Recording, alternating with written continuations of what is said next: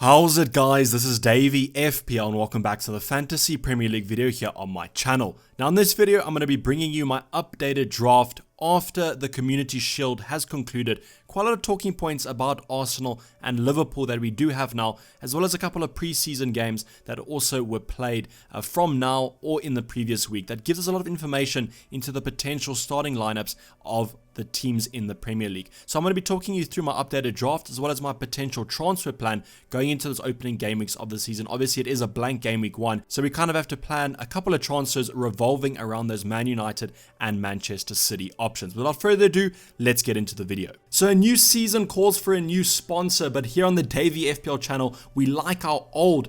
So I've brought back the old sponsor, OneFootball, but with a completely new revamped app. Yes, OneFootball has gone over a complete marketing revamp, new logo, new everything. I've checked it out, looks really good. They kind of took the old app, but just made it better. So I'm really appreciative of that. If you want to go check them out, link down in the description below to go download the app. If you don't know who they are, they're the biggest app on iOS and Android. So go check them out. I personally use them, so I can recommend them from a personal level. So we'll be doing a Q&A for around about the first hour that this video has been uploaded for. So if you do have any comments, comment them down below. I'll be replying to every single comment. Probably the best opportunity to get those rate my teams in as well, because they're a little bit hard to do over on the Twitter DMs. I'm just kind of doing it because you're not having any deadline with Dayvy live streams, and the Q&As are kind of fallen out because of those no live streams recently. So I decided to do a Q&A in this aspect. So get your questions down below, and then if you manage to miss the questions, just comment if you had the same question. Just in the comment of that question, just reply and say I had the same question or something along that line. And if there are enough of you, I'll probably will make a video about that specific question if there is enough of a need. So I'll check you guys in the comments down below. So the Community Shield raised a lot of talking points, as I mentioned. We'll be going over a couple of them because I do think they relate really to our FPL teams, with us all having at least one Liverpool or Arsenal option. So the first one is that Alexander-Arnold is still injured. Now I know he was called up to that England squad, so I do think he's nearing a return from injury. Otherwise he would have been pulled out straight away. So I do think he's nearing a return, but whether that return is going to be in time for game week 1, it should be, but I'm kind of just putting it out there that he wasn't even in the squad for the Arsenal fixture. So that kind of worries me a little bit, but I do think in the upcoming weeks we'll be getting some clarity on that fact, especially if he is playing or on the bench at least for those England friendlies in the upcoming weeks. So just keep your eyes on that one.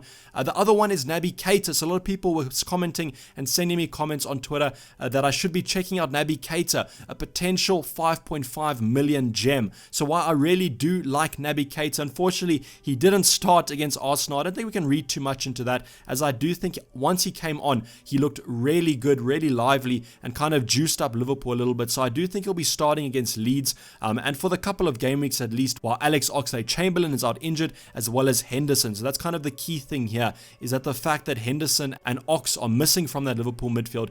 So that kind of gives a spot for Naby Keita to slot in, and he really is a good player when he manages to get a full 90 or a full 70 minutes. Really creative, and I think it's going to equal some FPL points. So he's in a price bracket that there's not that many good options.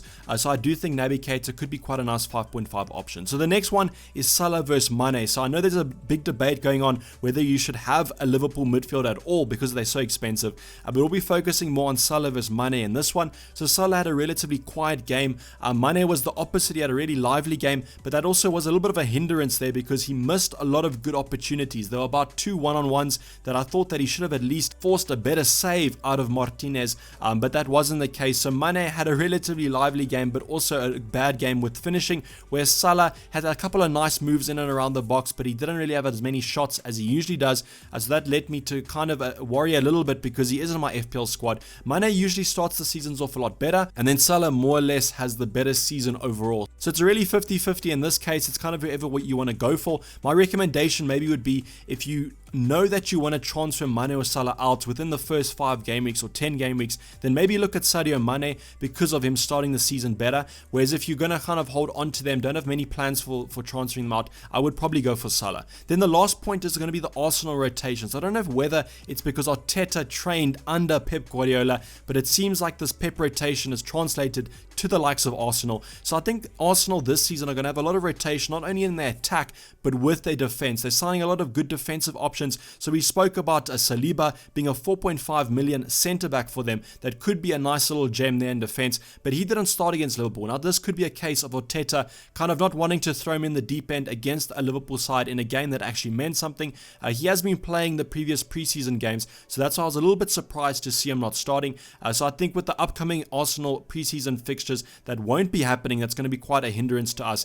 Maybe if we get some word that he's going to be in the starting lineup due to Arsenal playing that first fixture in game week 1, then we can kind of look at him as a nice option, as I do think that the defensive setup for Arsenal is going to be a lot better this season than the previous seasons. Then their rotation and attack is also going to see, if you remember my first draft, I'll put it down in the description below if you want to go check it out. I had the likes of Willian, and I spoke about Willian / Pepe being the player that will fill that slot, but both of those players weren't even in the squad, so that worries me as well. But with both of them out, I'm kind of not looking at them anymore because they weren't playing with the set lineup. So I think a player like Willian won't even start for them, as he's going to take a little bit of a time to adjust through training with that Arsenal lineup. But I do think just prepare yourself for some Arsenal rotation there, as they are signing, as I said, a lot of defensive options, and already in their attack they have a lot of good options going forward.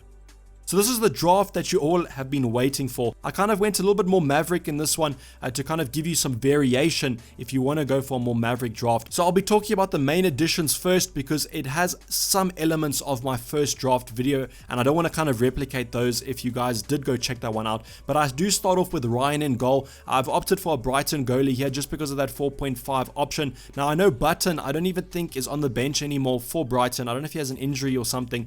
So that's just something that you have to consider there, as that you're not going to be able to have an 8.5 million goalkeeper pairing anymore. With Ryan, he's a placeholder here. I'm just monitoring the situation at clubs like Southampton with their goalkeeper situation, as I don't think I'll be sticking with Ryan, as I don't know if he's the best 4.5 option, but I've just opted for him in this draft. The rest of the defense, Walker Peters and Vinagre, we spoke about in the last video. I've opted for Mitchell in this draft instead of the likes of Ferguson, because I wanted to show you guys another option at 4 million. So while Patrick Van Aanholt is out injured, Mitchell should be starting. I do think that Ferguson is the better option for the whole season. So if you're willing to bench him for the opening game weeks while he manages to recover from this injury, I do think once fit, he's going to be that starting fullback for Crystal Palace. So that's just something to keep your eyes on. But if you want a playing player for the first couple game weeks, Mitchell is definitely your option at 4 million. And then we also have opted for another 4.5 midfielder here, and Anguissa. I think that's how you pronounce his name. Sorry if I'm pronouncing it wrong, but he was actually mentioned in one of the comments on my video to check him out. He's a playing CDM for Fulham, apparently quite a good player.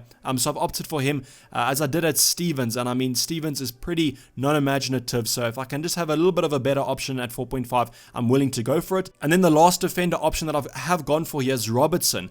So the reason I've gone for Robertson is I think we have to prepare for what's in front of us right now, and with Trent Alexander-Arnold out injured, I think that Robertson is going to be a good option. Now if Trent Alexander-Arnold is injured, I do think Williams basically offers no attacking threat down that right flank, so everything's going to be coming up to Robertson. We saw that against Arsenal in the first half. He basically was just crossing balls in continuously, and I do think that's going to equal some FPL points. So if Trent Alexander-Arnold is not starting game week 1, I will go for Robertson, as I do think he's still a great option at the start of the season. Now the midfield is where things get a little bit more exciting here. I've gone for a little bit more of a premium midfield compared to the last draft. I've gone for Ziyech, Son, Aubameyang and Salah. So nothing much to talk about with Aubameyang and Salah, so I'll be focusing on Ziyech and Son. With Son, Spurs have some very nice fixtures, and Son is currently playing at that 9 position. So if Son's going to start as this lone striker for Spurs, I think that he's going to be a great option there. Obviously there's Harry Kane that will be that first striker when he does come back, but Son right now looks like a really good option,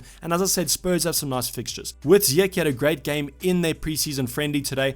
He is kind of flagged right now, but apparently it was just precautionary, so you don't have to worry too much about that one. And as you know, there is 2 weeks still till the start of that game week 1 deadline, so a perfect amount of time to recover from it. But I think he's a great option at 8 million, especially with that first fixture against Brighton. I'm kind of taking a punt with Ziyech and Werner double up against Brighton, just because I think that they can do some good work there.